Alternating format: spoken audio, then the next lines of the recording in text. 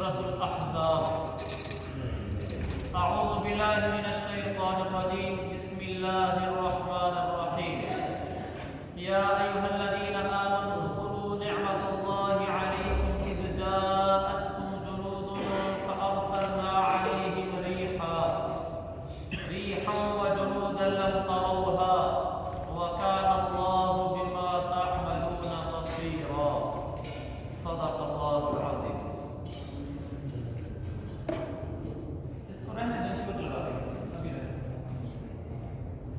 یہ سورت کے اندر جو رکوع چل رہا ہے اس میں نے عرض کیا تھا جنگ خندق اور جنگ احزاب بھی جس کو کہتے ہیں اس کا تذکرہ ہے. دراصل جنگ خندق یعنی غزوہ احزاب اور غزوہ بنو قریظہ یہ دونوں جنگیں آپس میں ملی ہوئی اور دونوں کا ہی تذکرہ ہے. کل ایک جنگ کا تذکرہ ہوا تھا، آج دوسری کا تذکرہ ہے اور یہ دونوں آپس میں بالکل ملی ہوئی ہیں. یعنی غزوہ خندق ختم ہوتے ہی آگے غزوہ بنو قریظہ پیش آ گیا تھا. تو آج میں غزوہ بنو قریظہ کو عرض کرتا ہوں. جب یہ دونوں غزوات ہمارے مکمل ہو جائیں گے پھر ہم قرآن کو پڑھیں گے تو پھر ہمیں سمجھنے میں آسانی ہوگی. جب پہلے دفعہ واقعہ سنا ہوا ہو.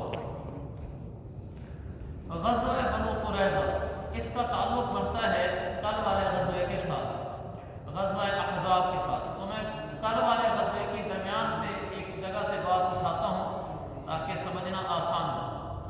میں نے عرض کیا تھا کہ یہاں مسلمانوں کی طرف سے تقریباً 3,000-4,000 کا لشکر وہاں پہنچا تھا اور ان کی طرف سے 10,000 کا لشکر تھا اور دونوں طرف سے جھڑپیں جاری رہی تھی. باقاعدہ جنگ کی نوبت بہت کم آئی تھی، ایک دفعہ آئی تھی. ٹوٹل مسلمانوں میں 6 مسلمان شہید ہوئے تھے اور ان کافروں میں سے 10 جو ہے نا جہنم رسید ہوئے تھے.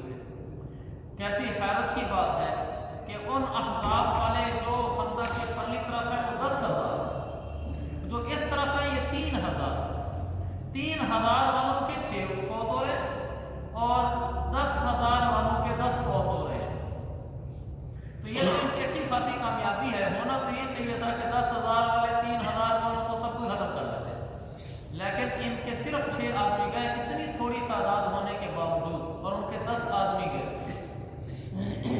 تو یہ جو جھڑپیں جاری رہیں اس آمنے سامنے جو مقابلہ ہو رہا تھا وہ تو ہو رہا تھا ان کفار کے ساتھ، ادھر حضور علیہ السلام اور صحابہ کرام. ایک گروہ اور بھی تھا بنو قریظہ کا، یہ یہودیوں کا تھا.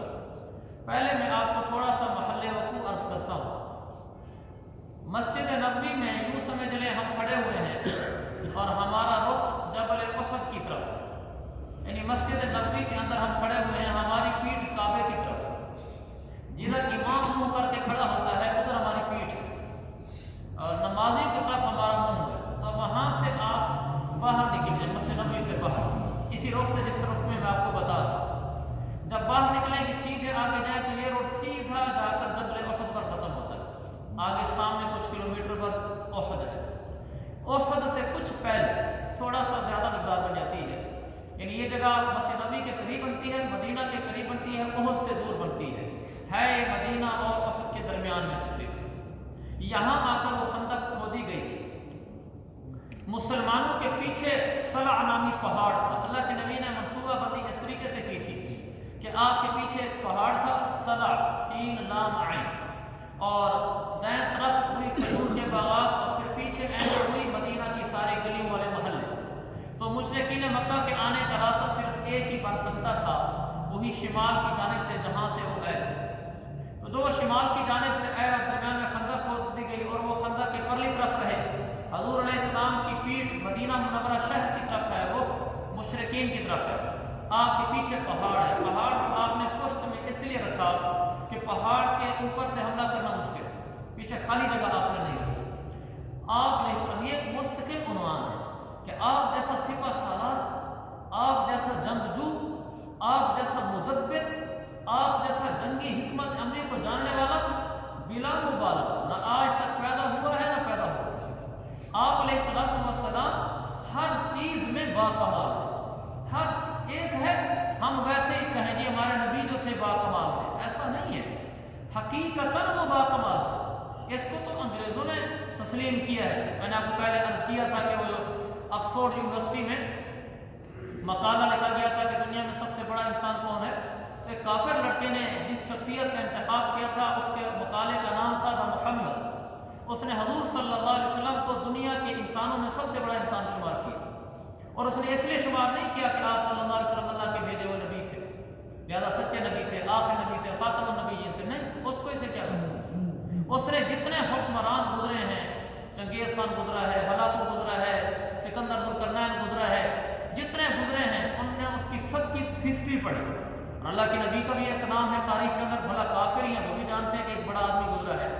اس نے جب اللہ کے نبی کی زندگی کو پڑھا، اس نے دیکھا کہ یہ وہ سردار ہے، یہ وہ سربراہ مملکت ہے جو ہر پہلو سے کامل ہے، اس کا کوئی پہلو تشنا نہیں ہے، یعنی اس شخص کو میدان جنگ میں دیکھے تو اس جیسا کوئی مدبر نہیں ہے، اس جیسا کوئی جنگی حکمت عملی کو جاننے والا نہیں ہے، اس کو طب کو میدان میں دیکھیں تو آج تک کی ساری طب اس کی مرہون منت ہے، اس کو ہم علم کے میدان میں دیکھیں آج تک اس کے علم کو پہنچ نہیں سکا، ہم اس کی زبان کی فصاحت و لسان اس کی فصاحت کو دیکھیں، بلاغت کو دیکھیں، آج تک ایسا کوئی کلام نہیں بول سکا، ہم اس کے گھر کی زندگی دیکھیں، ایسا ہمدرد شوہر نہیں ملا، ہم اس کا معاشرے کے اندر ایک فرد دیکھیں، ایسا ہمدرد حکمران نہیں ملا۔ اس نے دیکھا کہ ایسا شخص دنیا میں آئے نہیں، تو اس نے کہا کہ میری، چونکہ تھیسس میں مقالے میں اپنی تحقیق پیش کرنی ہوتی ہے، اس نے اپنی تحقیق میں یہ پیش کیا کہ محمد نامی شخص سب سے بڑا انسان ہے، اور اس نے اس کو دنیاوی دلائل سے ثابت کیا، اور اس کا مقالہ پاس ہوا، اور وہ مقالہ اعلیٰ درجے میں ہوا، اور اس کے اعزاز میں آکسفورڈ یونیورسٹی پر محمد کا ٹائٹل کچھ عرصے تک لگا رہا۔ اللہ کے نبی کو ہر درجے سے، ہر جہت سے، ہر پہلو سے، ہر عنوان سے کمال حاصل تھا۔ آپ علیہ السلام جب وہاں خندق کھود کر وہاں پہنچے ہیں تو آپ نے منصوبہ بندی ایسے کی کہ دشمن ہمارے اوپر چڑھ نہ دوڑے، کیونکہ ہماری تعداد تھوڑی ہے اور ان کی تعداد زیادہ ہے، تو آپ نے پیچھے پہاڑ کو رکھا، دائیں طرف باغات کو رکھا، پیچھے محلے رکھے مدینہ منورہ کے، کہ دشمن کے آنے کا ایک ہی راستہ ادھر آپ نے خندق کھودا، اگر کہیں اور سے آئے گا تو پہاڑ کراس کر کے آئے گا، پہاڑ کراس نہیں کر سکتا، لہٰذا ہمارے اوپر چڑھ نہیں دوڑ سکتا۔ یہ آپ کی جنگی حکمت عملی تھی۔ تو میں عرض کر رہا تھا کہ خندق ہے، خندق کے پرلی طرف مشرکین مکہ ہیں، اس طرف حضور اور صحابہ ہیں، پیچھے صلا نامی پہاڑ ہے، تھوڑا سا اور پیچھے جائیں تو پیچھے مسجد نبوی ہے، اور یہ مدینہ منورہ کا سارا شہر ہے مسجد نبوی کے ساتھ۔ جہاں موجودہ مسجد نبی کا امام کھڑا ہوتا ہے، اس سے آگے قباء کی طرف چلنا شروع کر دیں، مسجد نبی کی چار دیواری ختم ہو جائے، کھجور مارکیٹ آگے، کھجور مارکیٹ ختم ہو جائے، اس سے تھوڑا سا آگے چند فاصلے پر یہاں یہودیوں کے کچھ محلے آباد تھے۔ ایک محلہ تھا بنو قریظہ، یہ قبیلہ تھا، قبیلہ بنو قریظہ، یہ یہودی تھے، ان کا حضور صلی اللہ علیہ وسلم کے ساتھ معاہدہ ہوا تھا جب آپ مدینہ تشریف لائے تھے، کیونکہ آپ کی ایک ریاست قائم ہو گئی تھی اور وہ بھی اس ریاست کے باشندے تھے۔ آپ نے وہاں امن و امان قائم کرنے کے لیے معاہدہ کیا تھا یہودیوں کے ساتھ کہ اگر کوئی مدینہ میں ہمارے اوپر حملہ کرے گا تو تم اس کا ساتھ نہیں دو گے، ہم ایک ریاست میں رہنے والے ہیں، تم اس کا وعدہ کرو ہمارے ساتھ، اور اگر تمہارے اوپر کوئی حملہ کرے گا تو اس حملہ کرنے والے کا ہم ساتھ نہیں دیں گے، ہم آپس میں ایک دوسرے کے اندر تیر نہیں گھونسیں گے اور اس آستین کے اندر بیٹھ کر کسی کو نقصان نہیں پہنچیں گے۔ یہ معاہدہ ہو گیا، طے ہو گیا۔ بنو قریظہ کا سردار تھا کعب بن سعد، اس نے معاہدہ کر دیا۔ اب آپ نقشہ سمجھیں، مسجد نبی کے پیچھے بنو قریظہ کا بڑا محلہ ہے جن کے ساتھ اللہ کے نبی کا امن کا معاہدہ کیا ہوا ہے، اور آگے مشرکین مکہ ہیں۔ آپ کو سارا چیلنج آگے سے درپیش ہے، پیچھے سے آپ کو اطمینان ہے، کیونکہ پیچھے جو بنو قریظہ رہتے ہیں قباء سے پہلے، وہ اگر مدینہ پہ حملہ کرنا چاہیں تو کر سکتے ہیں، لیکن ان کے ساتھ امن کا معاہدہ ہو چکا ہے۔ جب کچھ دن تک وہاں جنگ چلتی رہی مشرکین مکہ کے ساتھ تو کام خاطر خواہ بن نہیں رہا تھا، تو جو مشرکین مکہ تھے ان کے دو بڑے قبائل تھے، ایک قریش تھا، ایک غطفان تھا۔ ان دو بڑے قبائل کے ساتھ کچھ چھوٹے چھوٹے اور قبائل کئی ملے ہوئے تھے جن کے نام میں نے کل آپ کو بتایا تھے، بنو اسلم تھا، بنو شجاع، بنو اشجع تھا، بنو مرہ تھا، بنو فزارہ تھا، بنو کنانہ تھا، کئی چھوٹے چھوٹے قبائل تھے، لیکن بڑے مرکزی جو قبائل تھے وہ قریش اور غطفان تھے۔ اور ادھر سے بنو نذیر کے یہودی، وہ مسلمانوں کے ازلی دشمن چلے آ رہے تھے، یعنی خیبر میں گئے تو دشمنی پہ اترے ہوئے تھے، تو جب انہوں نے دیکھا ادھر یہودی مشرکین مکہ کے ساتھ ملے ہوئے تھے، بنو نذیر والے بھی، اس لیے کہ اصل تو جنگ احزاب کا محرک وہ قبیلہ بنو نذیر ہے، جیسا کہ میں نے کل عرض کیا تھا کہ یہودیوں نے سازش اٹھائی تھی کہ کیسے سب کو اکٹھا کر لیا جائے اور مسلمانوں پر حملہ کر دیا جائے۔ جب جنگ فتح نہیں ہو رہی تھی، کچھ دن چلتے رہے، تو بنو نذیر قبیلے کا یہودی سردار حیی بن اخطب، یہ وہاں سے آیا بنو قریظہ میں، اکیلے آدمی کو تو پہنچنا مشکل نہیں تھا، وہ تو کہیں درختوں سے ہوتا، گھروں سے ہوتا ہوا کہیں پہنچ سکتا تھا۔ وہ ہوتے ہوتے وہاں بنو قریظہ کے قبیلے میں پہنچ گیا، جا کے وہاں بنو قریظہ کا جو سردار ہے کعب بن سعد، اس کے پاس گیا، دروازہ کھٹکھٹایا تو کعب بن سعد نے پوچھا کون؟ تو اس نے کہا حیی بن اخطب۔ حیی بن اخطب بڑا نامور آدمی تھا، اس لیے کہ قبیلہ بنو نذیر کا سردار تھا، تو وہ بھی کوئی بچہ نہیں تھا۔ کعب بن سعد وہ سمجھ گیا کہ یہ کیوں آیا ہوا ہے، کہ مسلمانوں کی جنگ چل رہی ہے اور ہمارا ان کے ساتھ امن کا معاہدہ ہے، ہمیں اکسانے آیا ہوا۔ تو کعب بن سعد نے کہا کہ کیا بات ہے؟ تو حیی نے کہا دروازہ تو کھول۔ اس نے کہا نہیں، وجہ بتا۔ تو اس نے کہا کچھ مسلمانوں کے بارے میں بات کرنی ہے۔ اس نے کہا، کعب نے اندر ایک کنڈی کھولے بغیر کہا، اس نے کہا کہ ہمارا اس کے ساتھ معاہدہ ہو چکا ہے، ہم اس کے خلاف کوئی بات سننے کے لیے تیار نہیں ہے، معاہدے کی خلاف ورزی کرنا درست نہیں ہے۔ اس نے کہا میری بات تو سن۔ خیر انہوں نے دروازہ کھلوا لیا، اندر گیا، حیی بن اخطب اس کے ساتھ بیٹھا، کعب بن سعد سے باتیں کی، اور کعب بن سعد مسلسل کہتا رہا میں معاہدہ نہیں توڑنا چاہتا، میں معاہدہ نہیں توڑنا چاہتا۔ حیی بن اخطب نے اس کو بہت اکسایا۔ آخر میں حیی بن اخطب نے اپنی طرف سے لالچ دینے کی کوشش کی، لیکن کعب بھی سردار تھا۔ حیی نے کہا کہ دیکھ میں اس وقت کیا کچھ تیرے پاس لے کر آیا تجھے اندازہ بھی نہیں ہے۔ تو کعب نے کہا کیا لایا ہے؟ کہا تیرے لیے دو چیزیں لایا ہوں، ایک تو تیرے لیے بڑی عزت لایا ہوں، اور دوسرا میں ان قبائل عرب کو جمع کر کے سمندر کے برابر ایک بڑا لشکر لایا ہوں جو خندق کی پرلی طرف بیٹھا ہوا ہے، تو اگر آج تو ہمارے ساتھ ہو جا، یہ مسلمان صفحہ ہستی سے مٹ جائیں گے، تجھے میں سردار بنوں گا۔ ایک عزت ہے تیرے پاس، اور دوسرا اتنا بڑا لشکر ہے آگے سمندر کے برابر، تو یہ کیا پریشانی ہے، تو کیوں ہمارا ساتھ نہیں دے رہا؟ تو کعب نے آگے سے جواب دیا سردار سردار ہی ہوتا ہے، جس قبیلے کا ہی ہو، چاہے کافر ہو یا مسلمان ہو، سمجھداری تو ہوتی ہے۔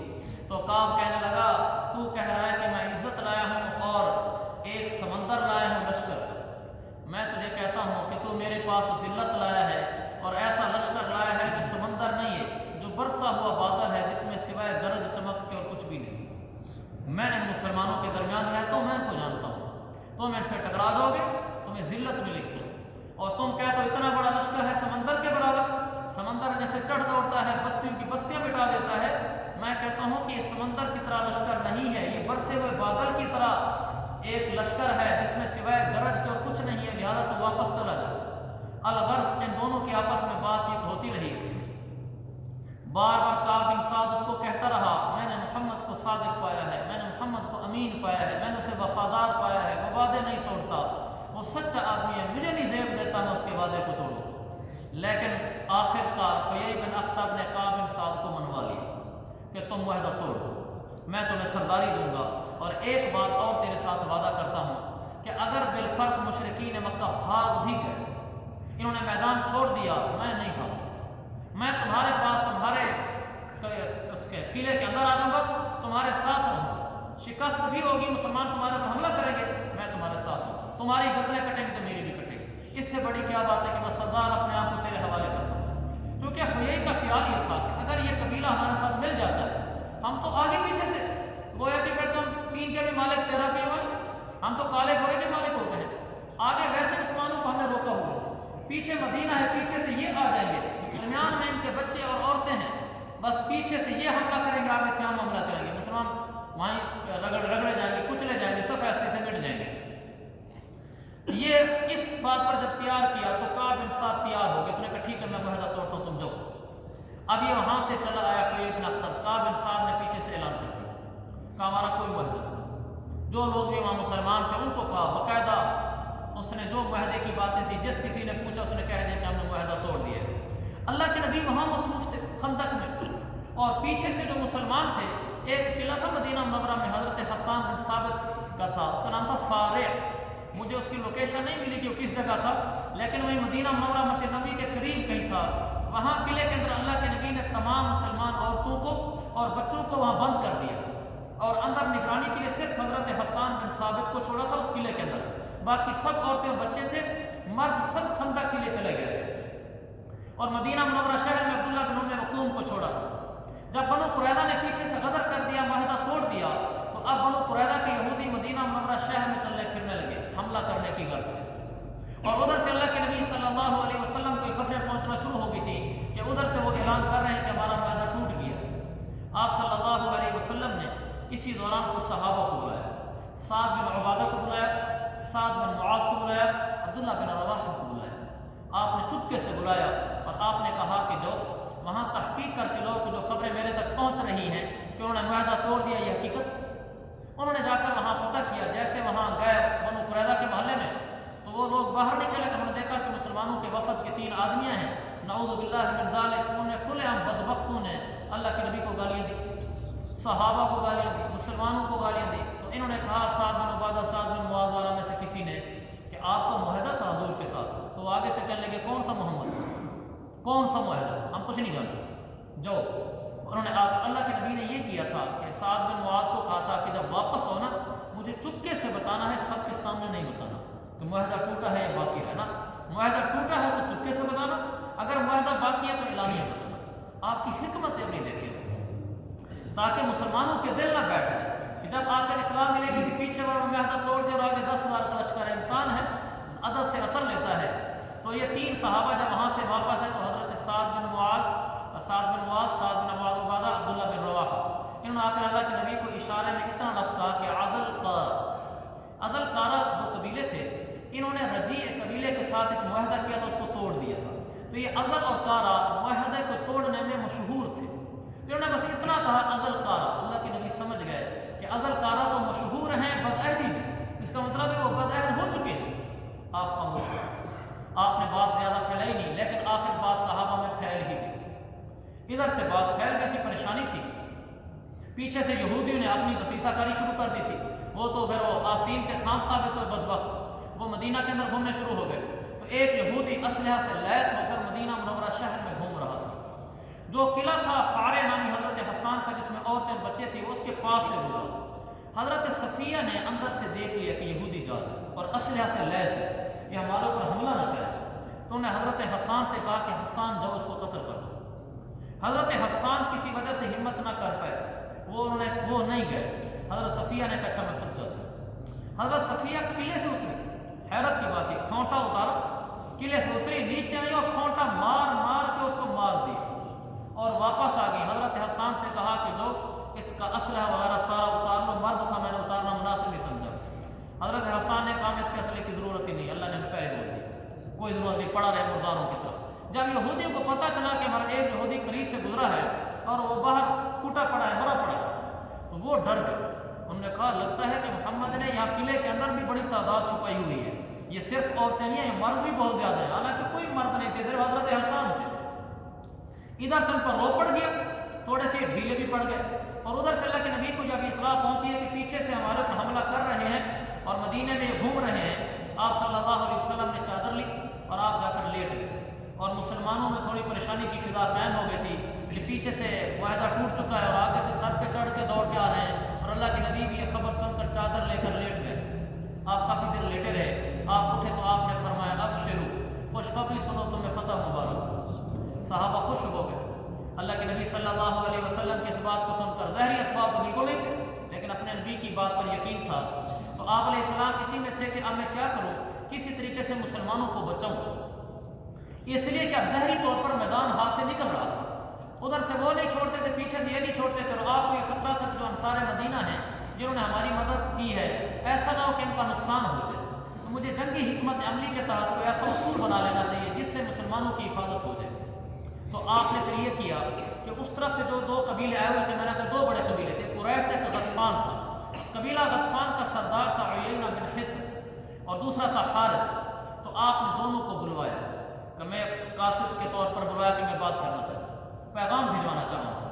ابھی ان کو کہا نہیں، آپ نے مشورہ کیا اور آپ نے ان کو پیغام بھجوانا چاہا، آپس میں مشورہ کیا کہ میں عیینہ بن حصن کو اور حارث کو جو قبیلہ غطفان کے سردار ہیں پیغام بھجواتا ہوں کہ تم مشرکین مکہ کا ساتھ چھوڑ دو، تم واپس چلے جاؤ، ان کی تعداد کم ہو جائے گی، پیچھے لوٹ جائیں گے، بنو قریظہ سے ہم نمٹ لیں گے، اس معاہدے پر واپس چلے جاؤ کہ ہم مدینہ منورہ کی 1/3 آمدنی آپ کو دیا کریں گے۔ یعنی حالات اتنے دیگرگوں ہو گئے تھے کہ اللہ کے نبی صلی اللہ علیہ وسلم نے صلح کے لیے ارادہ فرما لیا تاکہ انصار مدینہ کو میری وجہ سے تکلیف نہ پہنچے۔ جب آپ نے یہ بتایا صحابہ کو کہ میں نے یہ ان کو کہنا چاہتا ہوں، آپ کی کیا رائے ہے؟ حضرت سعد بن معاذ کھڑے ہو گئے، کہا یا رسول اللہ یہ وحی اتری ہے یا صرف آپ ہمیں ہماری جانیں بچانے کے لیے ہمارا بھلا کر رہے ہیں؟ آپ نے فرمایا وحی نہیں اتری، میں چاہتا ہوں تمہارا بھلا۔ تو حضرت سعد بن معاذ نے بڑی بے لاگ تقریر کی، کہنے لگے یا رسول اللہ، جب تک ہم کفر میں تھے اس وقت بنو غطفان ہم سے لڑتے تھے، ہم نے کبھی ایک دھیلا بھی ان کو نہیں دیا۔ یہ ہمارے مدینے میں آتے تھے سوائے مہمانی کے، ہم مہمان بنے یا ہمارے مہمان بنے ہم کو کھانا کھلائیں یا ہم سے خرید و فروخت کریں، ہم سے کچھ پیسوں سے لے کر کھائیں، مہمانی اور خرید و فروخت کے علاوہ کبھی ایک لقمہ بھی ہمارا اٹھا کے کھانے کے قابل نہیں ہوئے۔ آج یہ کافر ہے اور ہمیں اسلام سے عزت ملی ہے، ہم اپنی ایک تہی آمدنی ان کو دے دیں گے؟ ہم کبھی نہیں دیں گے، ہم ان کو تلواریں دیں گے۔ اگر آپ کی اجازت ہو تو ہم ان سے صلح نہیں کرنا چاہتے۔ آپ نے فرمایا میں تو تمہارے بھلے کے لیے کر رہا تھا۔ تو انہوں نے کہا یا رسول اللہ، ہم ان سے کوئی صلح نہیں کرتے، کوئی تہی پیداوار دینے کی ضرورت نہیں ہے، ہم ان سے لڑیں گے۔ تو ادھر سے یہ معاہدہ یوں طے ہو گیا کہ ٹھیک ہے ہم ان کے ساتھ کوئی بات نہیں کرتے۔ اب جنگی حکمت عملی کے تحت آپ نے کچھ نہ کچھ تو کرنا تھا کہ آخر ان کا کچھ کیا جائے۔ اللہ کی طرف سے نظام چلا، قبیلہ غطفان میں سے ایک آدمی مسلمان ہو کر حضور کے پاس آ گیا، نعیم ابن مسعود۔ یہ ابن مسعود جب حضور علیہ السلام کے پاس اس نے کہا یا رسول اللہ میں مسلمان ہو گیا ہوں، میرے لیے خدمت۔ تو آپ نے فرمایا دیکھو میں تم سے کوئی جنگی کام تو کروا نہیں سکتا، تم اکیلے ہو، یہ سارے قبائل ہیں، تم ایک کام کرو کہ جا کر ان کے اندر کوئی پھوٹ ڈالنی ہو تو ڈال، جس کی طرف کل میں نے اشارہ بھی کیا تھا۔ اس نے کہا یا رسول اللہ جا کر پھوٹ ڈال دو، کچھ کہنا ہو کہہ دو۔ آپ نے فرمایا کہنا ہے کہہ دو، مفہوم ہے، اس لیے کہ جنگ کو تدبیر کا نام ہوتا ہے۔ وہ سمجھدار تھے، یہ تھے تو لوگوں کی نظروں میں کافر تھے، یہ تو چپکے سے مسلمان ہوئے تھے۔ یہ سیدھے بنو قریظہ کے پاس گئے، کیونکہ بڑی پریشانی پیچھے سے تھی۔ بنو قریظہ کے پاس گئے، جا کر ان کے سردار سے ملے، کعب بن اسد سے، جا کر کہنے لگے مجھے جانتے ہو؟ انہوں نے کہا کیوں نہیں جانتے، آپ تو معزز آدمی ہمارے۔ کہا میری ہمدردی آپ کے ساتھ کیسی ہے؟ کہا بہت زیادہ ہے۔ کہا آپ اگر ہمدردانہ مشورہ دوں قبول کرو گے؟ کہنے لگا ضرور قبول کریں گے۔ تو انہوں نے کہا کہ تم تو یہاں بیٹھے ہوئے، ان کے اندر تو میں رہتا ہوں، قریش میں اور غطفان میں، وہ لوگ ان کی کیا حیثیت ہے، تمہاری کیا حیثیت ہے، وہ تمہارے بارے میں کیا سوچتے ہیں، تمہیں اس کا اندازہ ہی نہیں۔ تو کعب بن سعد نے کہا کیا ہے؟ کہا کعب بن سعد کو نعیم ابن مسعود نے کہا کچھ غور کرو، وہ پردیسی ہیں، آج جنگ لڑ رہے ہیں، کل ان کو نظر آئے کہ جنگ ہاتھ سے جا رہی ہے، وہ تو بوریا بستر گول کریں گے، واپس بھاگ جائیں گے، پیچھے تم رہ جاؤ گے اور محمد رہ جائے گا، یہ محمد تو تمہیں پیس کے رکھ دے گا، اس وقت تمہاری مدد کرنے کے لیے آئیں گے مکہ سے غطفان والے اور قریش والے، تم اکیلے بچ جاؤ گے، تم نہیں بچ سکتے۔ بات بھی سمجھدارانہ تھی، تو اس لیے تم بڑا غلط فیصلہ کر رہے ہو ان کا ساتھ دے کر، اور انہوں نے تمہارے ساتھ غداری کرنی ہے، قریش نے اور غطفان نے، یہ خندق کے پار پار تک تمہارے ہیں، تھوڑا سا ان کو پلہ اپنا ہلکا ہوتا نظر آئے یہ دوڑ جائیں گے۔ لہذا اس نے کہا کعب نے کہا بات بالکل ٹھیک کی ہے تم، یہ تو بھاگ جائیں گے پیچھے تو ہم پھنس جائیں گے، کیونکہ ہم نے معاہدہ توڑ دیا ہے حضور کے ساتھ، اب ہم تو دشمن بن چکے ہیں۔ تو کعب کہنے لگا مہربانی کرو اب بچنے کا کوئی راستہ بھی بتاؤ۔ انہوں نے کہا ایک راستہ ہے، سمجھداری دیکھیں کمال ہے۔ کہنے لگے تم اس طرح کرو، تم قریش سے جا کر کہو کہ اپنے کچھ بندے، اور قبیلہ غطفان سے کہو اپنے کچھ بندے ہمارے پاس گروی رکھو، اپنے بندے گروی رکھو، کہ تاکہ ہمیں تسلی ہو کہ تم بھاگو گے نہیں، جب بھاگو گے تو یہ بندے تو لینے کے لیے آؤ گے نا، یہ ہم تمہیں بندے نہیں دیں گے اگر تم بھاگو گے، اور اگر تم نے نہیں بھاگنا تو تمہارے بندے ہمارے پاس، ہم اکٹھے رہیں گے، اور اگر بھاگنا ہے تو پھر ہم تمہارے بندے نہیں چھوڑیں گے، ہمیں تسلی کے لیے گروی کے طور پر اپنے بندے رکھو ہمارے۔ کہا یہ تم ان کے پاس پیغام بھیجو اور ان کو کہو کہ ہمارے پاس اپنے بندے گروی رکھو تاکہ ہمیں تسلی ہو کہ تم بھاگو گے نہیں۔ انہوں نے کہا بالکل ٹھیک ہے، ہم اس کی کوئی ترتیب بناتے ہیں۔ یہ وہاں سے چپکے سے نکلے سیدھا قریش میں، یہاں آ کر کہا کہ تمہیں کیا ہو گیا، تم بنو قریظہ کے ساتھ جڑے بیٹھے ہو، تو تمہارے بارے میں کچھ نہیں سوچتے، وہ تو تمہاری مدد کے بارے میں ڈاما ڈول ہے۔ ان کو اپنے حضور علیہ السلام سے، انہوں نے تو محمد کہا کہ محمد سے جو انہوں نے معاہدہ توڑا ہے اس سے ان کو بڑی ندامت ہو رہی ہے، وہ پاؤں اٹھا رکھ رہے ہیں، وہ تمہاری مدد سے پیچھے ہٹ رہے ہیں، اس لیے تم ہو سکے تو جلدی حملہ کر لو، ان کی مدد ساتھ لے لو، ورنہ اگر وہ پیچھے ہٹ گئے تو تم اکیلے رہ جاؤ گے۔ میں نے کہا رائے تو تم نے بڑی اچھی دی۔ انہوں نے کہا اچھا پھر کیا کریں؟ تو انہوں نے کہا ایسا کرو کہ ان سے مدد مانگ لو اور تم شروع کرو حملہ، ان سے مدد یہ مانگو، ان کو کہو تم پیچھے سے حملہ کرو، ہم ادھر سے حملہ کریں گے۔ لیکن ایک بات تمہیں بتاؤں، نعیم بن مسعود نے ان کو کہا وہ لوگ تم سے بندے اگر گروی رکھوائیں نا، اگر وہ کچھ چال چلیں تو تم نے بندے نہیں دینے اپنے ان، یہ نہ غلطی کرنا تم کو، یہ نہ کہ تم سے بندے لے کر چلے جائیں اور تمہیں بندے لے کر اپنے پاس رکھ لیں، تمہارے بندے بھی ان کے پاس، اور محمد سے معاہدہ توڑے ہوئے ان کو ندامت ہو رہی ہے، وہ تمہارے بندے اپنے ساتھ ملا کر محمد سے معذرت کر کے تمہارے خلاف چڑھ دوڑیں گے، تمہارے بندے تمہارے خلاف استعمال ہوں گے، مجھے اس طرح کی باتیں وہاں محسوس ہو رہی ہیں۔ انہوں نے کہا ٹھیک ہے ہم جلدی حملہ کرتے ہیں۔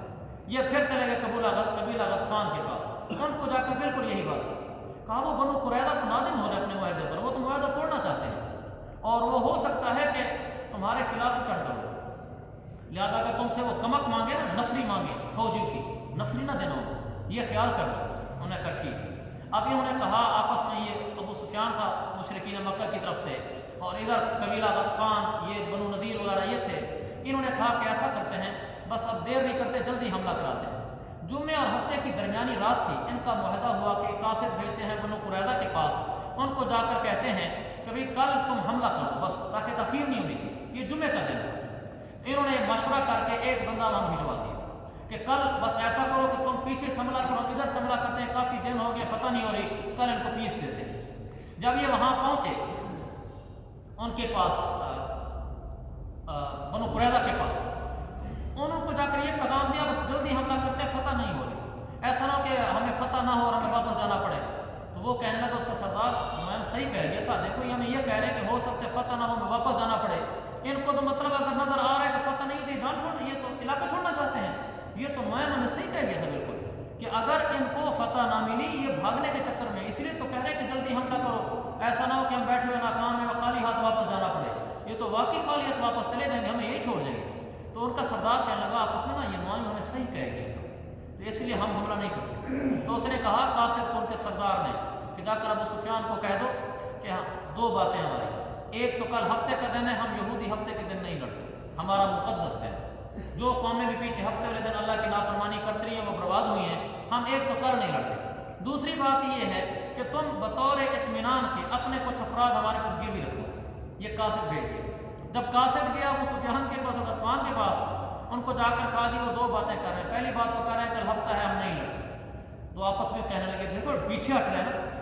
تو قاصد نے کہا دوسری بات ایک اور بھی، کہ جی وہ کیا کہا، وہ کہتے ہیں کچھ بندے گروی رکھو۔ کہنے لگا نعیم بالکل سچ کہہ گیا تھا، یہ تو واقعی غدار بنے بیٹھے ہیں، ہمارے بندوں کو قابو کر رہے ہیں۔ انہوں نے کہا ان کو کہہ دو ہمیں کوئی بندہ نہیں دینا، ہمارا ساتھ دینا تو ساتھ دو، نہیں دینا تو نہ دو۔ انہوں نے جا کر کہہ دیا کریں ساتھ دینا تو دو، نہیں دینا تو نہ دو، ہم بندے نہیں دے سکتے۔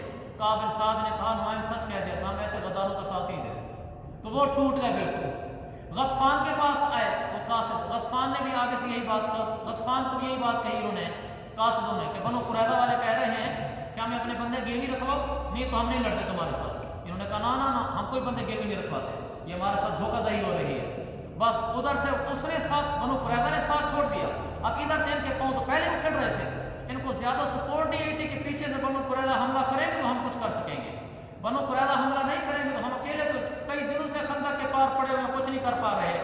اب یہ آپس میں ڈاما ڈول ہونے شروع ہو گئے، ایک دوسرے کے خلاف ان کی بھی پھوٹ پڑنا شروع ہو گئی، چونکہ غطفان کے ساتھ یہودی تھے، یہودی کتاب کو ماننے والے ہوتے ہیں، اور مکہ سے آئے ہوئے مشرکین بت پرست تھے، ان کی اپنی اندر کی بھی ٹسل تھی۔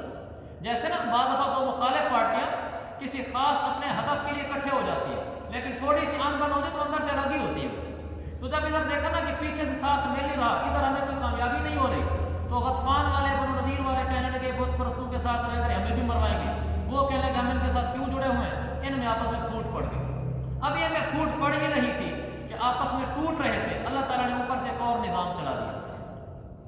اسی رات ہی آندھی آ گئی۔ جب آندھی آئی تو آندھی زوردار تھی، تیز قسم کی تھی۔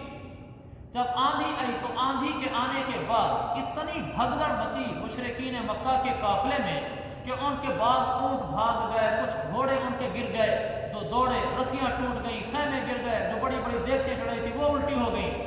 تو ابو سفیان پہلے بھی کچھ ڈرا ہوا تھا کہ اب ہمارے ہاتھ میں فتح نظر نہیں آتی، اوپر سے یہ بہانہ اس کو مل گیا، تو اس نے پھر یہ کہنا شروع کر دیا اب ہمیں جانا چاہیے، اب یہاں رہنا مروانا ہے اپنے آپ کو۔ یہ باتیں ان میں چلنا شروع ہو گئی۔ اللہ کے نبی کو پتہ چلا کہ ان کے پاؤں اکھڑ چکے ہیں۔ آپ نے تسلی کے لیے حضرت حذیفہ بن یمان کو بلایا، یہ فضائل اعمال میں بھی واقع ہے۔ حذیفہ بن یمان کو کہا کہ جاؤ ذرا جاسوسی کر کے آؤ، واقعی وہ جا رہے ہیں یا ایسی خبریں ہمارے تک پہنچ رہی ہیں۔ حذیفہ بن یمان کا وہاں کے پاس، تو وہاں جا کر آگے واقعی فضائل اعمال میں بھی جا کر ایک آدمی کا ہاتھ پکڑ لیا، جلدی سے پوچھ لیا بھائی کون ہو۔ تو اس وقت حضرت حذیفہ نے دیکھا کہ دائیں بائیں آوازیں چل رہی ہیں، چلو چلو واپس چلو واپس چلو، بس واپس چلو۔ حضرت حذیفہ چپکے سے نکلے، آقا کے پاس تشریف حاضر ہوئے، کہا یا رسول اللہ ان کی پاؤں اکھڑ چکے ہیں اور وہ سب ہر طرف کی آواز ہے، واپس چل دو واپس چل دو۔ اللہ کے نبی تسلی ہوئی، جب آپ صبح اٹھے تو وہ دم دبا کے بھاگ چکے، راتوں رات ہی بھاگے تھے، میدان خالی تھا۔ اللہ کے نبی صلی اللہ علیہ وسلم واپس تشریف لائے۔ جب آپ مدینہ میں آئے، اب آپ کا اگلا مرحلہ بنو قریظہ تھا۔ ابھی تو بنو قریظہ شروع ہونا ہے، تو پھر آپ کے ساتھ کیسے پیش قدمی کی ہے اس کو انشاءاللہ کل کریں گے۔